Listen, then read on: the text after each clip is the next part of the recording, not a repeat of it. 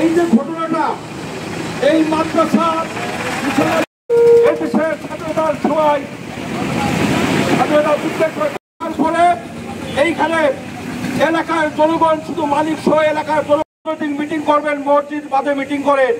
মসজিদের ভিতরে কোনো রাজনৈতিক এলাকার জনগণ মানুষ সবাই কিন্তু মসজিদটা বাদে করেন।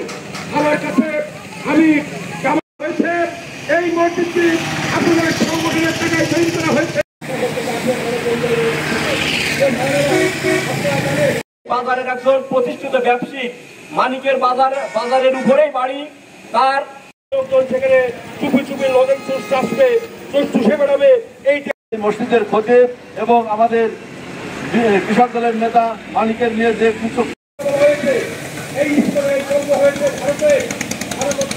বিষয়টা ওইভাবে অনুধাবন না করে, বিষয়টি গভীরভাবে না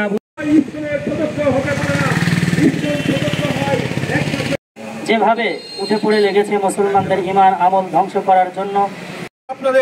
আপনারা রাজনীতি করেন, আমরা কখনো বাধা দিই নাই। আমরা বলেছি আপনারা রাজনীতি করেন, আমরা এবং কি হয়েছিল তার সম্পর্কে আমাদের যে ক্ষতি করে।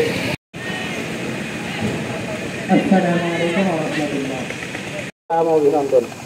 আজকে যে উদ্দেশ্যকে কেন্দ্র করে মানববন্ধন